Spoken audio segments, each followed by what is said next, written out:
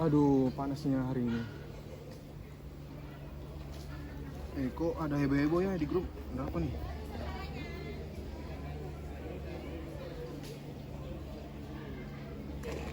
BC Batam tindak barang ilegal 13,7 miliar pada pertengahan 2023. Wah, parah nih. Kok bisa ya terjadi kayak gini ya?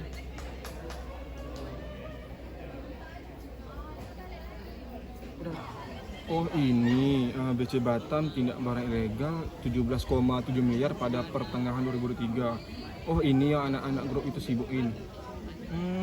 Batam, surat kabar antara Kepala Kantor Bea Cukai Batam Ambang Prionggo menyebutkan Bea Cukai Batam pada pertengahan 2023 berhasil menindak barang-barang kena cukai ilegal senilai 17,7 miliar. Wah, gede juga ya. Kok bisa ya orang-orang nih mau masukin barang secara ilegal? Itu padahal jelas-jelas merugikan negara. Gimana ya? Ada. Gimana pengantar sosiologimu? Aman? Aman kok kak, bagus. Dosennya juga seru gitu. Jadi udah siap infonya. Oh, udah selesai ya ngambilnya. Coba dilihat Adit, kok dia kayaknya fokus banget ya? Ngapain ya dia? Kita samperin aja kali ya kak. Boleh.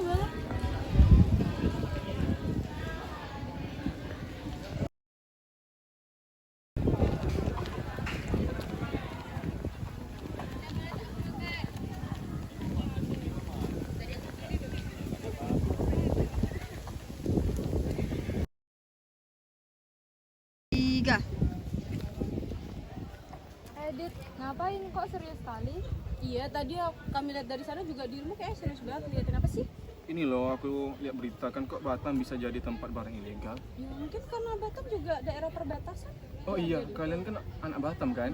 Ya. Mendingan kita bikin statement atau kajian Boleh. Ayo. tentang barang ilegal ini. Boleh? Yuk, ayo Iya. langsung kita ke perpus. Kawasan perbatasan Indonesia, khususnya perbatasan Kepulauan Riau, merupakan bagian penting negara yang seringkali memerlukan perhatian khusus. Yang dimana tinggal di kawasan perbatasan ini dapat menghadirkan tantangan dan peluang unik, sehingga membentuk dinamika sosial dan identitas masyarakat yang tinggal di sana.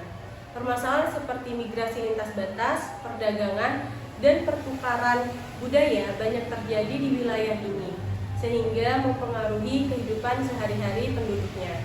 Dengan mempelajari sosiologi wilayah perbatasan, kita dapat memperoleh wawasan tentang bagaimana masyarakat menavigasi keberagaman konflik dan kerjasama dalam lingkungan yang kompleks ini. Memahami struktur sosial dan hubungan di wilayah perbatasan sangat penting untuk meningkatkan pemahaman dan hidup berdampingan secara damai di antara beragam populasi. Salah satu kabupaten kota di Kepulauan Riau yang akan kami soroti ialah Kota Batam. Kota Batam merupakan salah satu kota terbesar di Kepulauan Riau, Indonesia. Letaknya yang strategis, dekat dengan Singapura dan Malaysia, membuat Batam menjadi pusat perdagangan dan industri, yang dimana posisi geografis ini juga menimbulkan tantangan tersendiri, khususnya terkait dengan masalah perbatasan dan pasar gelap. Menurut data BPS, Badan Pusat Statistik pada tahun 2023, populasi Batam mencapai sekitar 1,3 jiwa penduduk. Populasi ini terdiri dari berbagai etnis dan latar belakang budaya, dengan mayoritas penduduk berasal dari suku Melayu, Batak, Minangkabau, dan Tionghoa. Selain itu juga Batam memiliki struktur demografis yang unik. Yang pertama itu ada struktur usia dan pendidikan.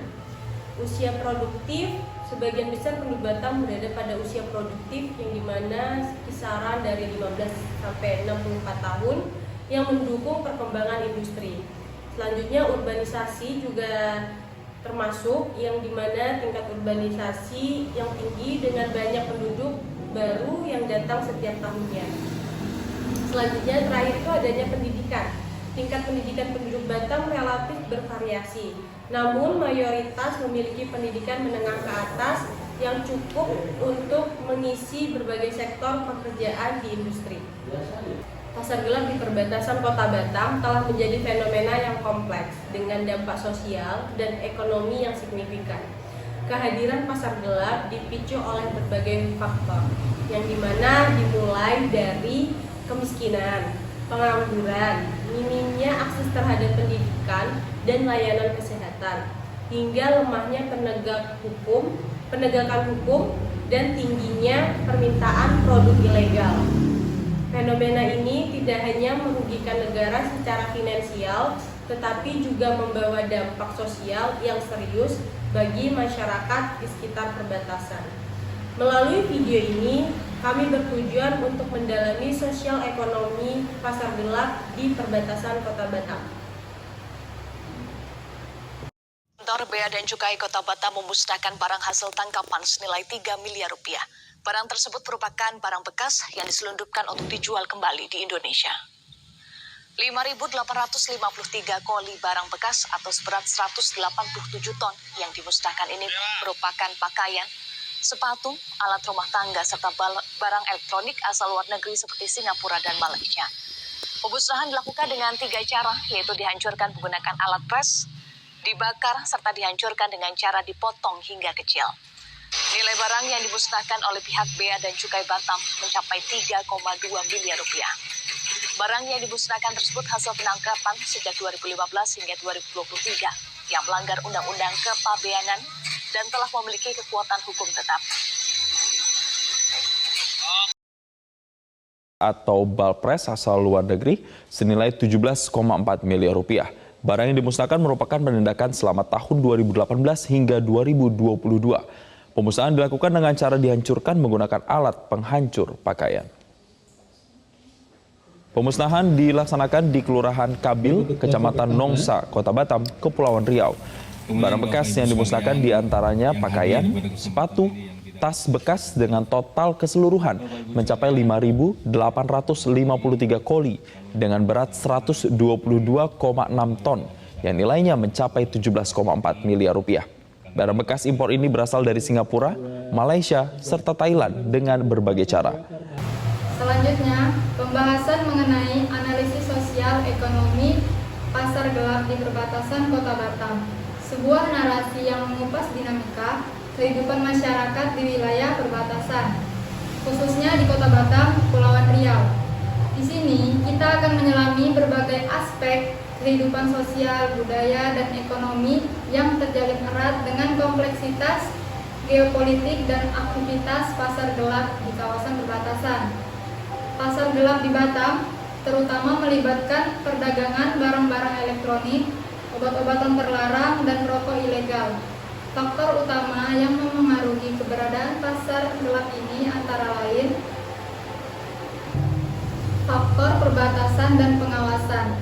Nah, faktor perbatasan dan pengawasan sendiri ada 2. Yang pertama, proximitas, nilai kedekatan, baik kedekatan secara fisik atau geografis maupun kedekatan emosional dengan Singapura dan Malaysia. Dekatnya Batam dengan Singapura dan Malaysia memudahkan penyelundupan barang-barang ilegal. Pengawasan perbatasan, meskipun kawasan perbatasan diperketat, celah-celahnya itu masih sering dimanfaatkan oleh para penyelundup untuk memasukkan barang-barang ilegal ke Batam. Faktor yang kedua yaitu ada faktor ekonomi. Faktor ekonomi juga dibagi menjadi 2. Yang pertama ada harga barang. Contoh misalnya perbedaan harga barang yang signifikan antara Batam dan negara tetangga mendorong perdagangan ilegal. Barang-barang yang lebih murah di Singapura sering diselundupkan ke Batam untuk dijual dengan harga yang lebih tinggi. Yang kedua, lapangan pekerjaan. Lapangan pekerjaan seperti keterbatasan lapangan pekerjaan yang stabil dan menguntungkan membuat beberapa penduduk Batam terlibat dalam aktivitas pasar gelap sebagai sumber pendapatan alternatifnya sendiri. Selanjutnya, faktor yang ketiga yaitu sosial budaya. Sosial budaya sendiri dibagi menjadi 2. Yang pertama, norma sosial, di mana aktivitas pasar gelap terkadang dianggap hal yang wajar oleh sebagian masyarakat lokal tersebut, terutama karena kurangnya kesempatan ekonomi. Yang kedua, jaringan sosial. Jaringan sosial tersebut di mana keberadaan jaringan sosial yang kuat di antara pelaku pasar gelap membuat aktivitas ini sulit untuk diberantas dan dikurangi. Selanjutnya, dampak pasar gelap. Dampak pasar gelap tersebut yang dilihat dari ekonominya, yang pertama seperti dampak ekonomi dari pasar gelap, hilangnya pendapatan negara, persaingan tidak sehat bagi usaha legal, dan distorsi pasar. Distorsi pasar itu seperti mekanisme pasar yang terganggu oleh faktor-faktor eksternal. Barang-barang ilegal yang diperjualbelikan di pasar gelap tidak dikenakan pajak maupun bea cukai, sehingga merugikan negara secara finansial. Persaingan yang tidak sehat juga terjadi antara usaha legal dan usaha ilegal, di mana usaha ilegal mendapatkan keuntungan yang lebih besar karena tidak perlu membayar pajak dan bea cukai lagi. Hal ini menyebabkan distorsi pasar tadi merugikan para pelaku usaha legal yang menjalankan usahanya dengan patuh terhadap peraturan perundang-undangan.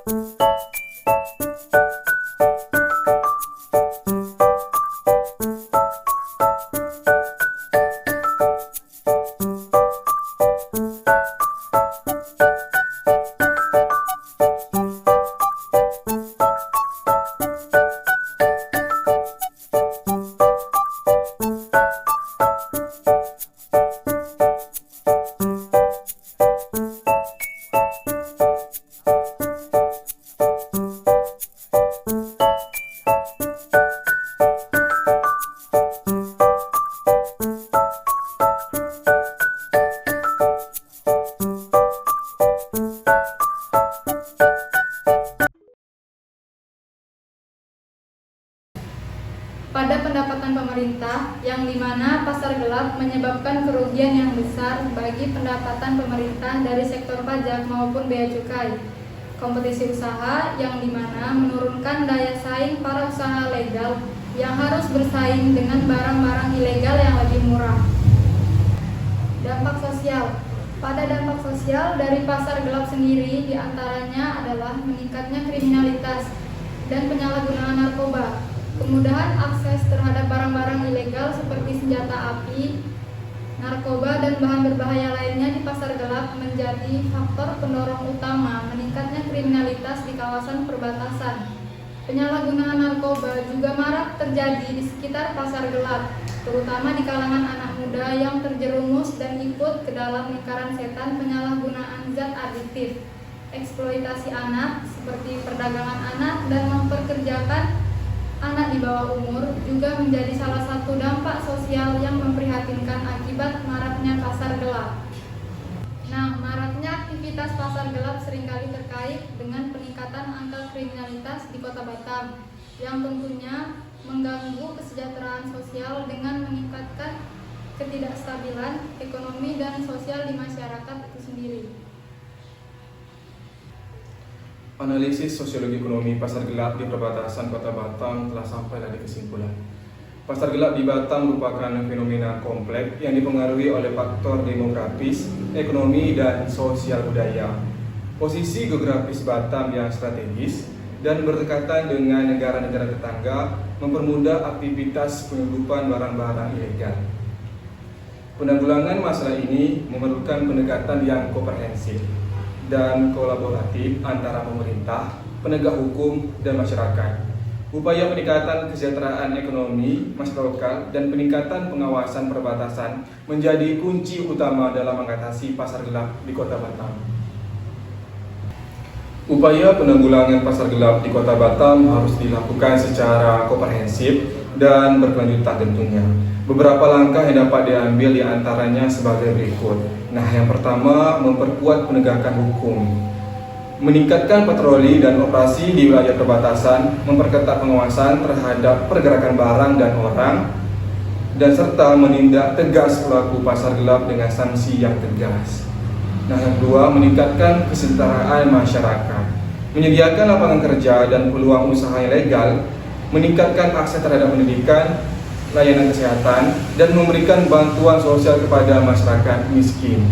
Nah, yang ketiga, meningkatkan kerjasama antar institusi. Koordinasi antar instansi terkait seperti Bea Cukai, Kepolisian, dan Satpol PP melibatkan masyarakat dalam upaya pemberantasan pasar gelap dan melakukan edukasi dan sosialisasi tentang bahaya pasar gelap. Nah, yang terakhir, yang ini mengenai peningkatan kesadaran masyarakat, memberikan edukasi tentang bahaya pasar gelap kepada masyarakat, lalu mempromosikan produk lokal dan UMKM, dan meningkatkan kesadaran masyarakat untuk membeli produk legal. Pemberantasan pasar gelap di Kota Batam membutuhkan waktu dan upaya yang berkelanjutan tentunya. Dengan komitmen dan kerjasama dari semua pihak, Batam dapat menjadi kota yang bebas dari pasar gelap dan lebih sejahtera bagi seluruh masyarakatnya. Lalu diperlukannya sinergi yang kuat antara pemerintah, aparat penegak hukum, masyarakat, serta sektor swasta untuk memerangi pasar gelap dan membangun Batam yang lebih maju dan sejahtera. Sekian video yang dapat kami sajikan mengenai analisis sosial ekonomi pasar gelap di perbatasan Kota Batam. Semoga pembahasan yang kami sampaikan memberikan pemahaman yang lebih. Dan sebelum kami menutup dan mengucapkan salam, izinkan teman saya berpantun untuk dalam video ini. Anak Pak Budi berjenis kelamin perempuan. Kalau dilihat cantik dan rupawan. Inilah mata kuliah sosiologi perbatasan, mempertajam analisa dan kemampuan. Baik, terima kasih. Assalamualaikum warahmatullahi wabarakatuh. Laut Kepulauan Riau memiliki potensi perdagangan yang signifikan karena lokasinya yang strategis di antara jalur perdagangan internasional utama, yaitu Selat Malaka dan Laut Cina Selatan. Nah, faktornya itu termasuk ke dalam industri manufaktur dan logistik. A few moments later.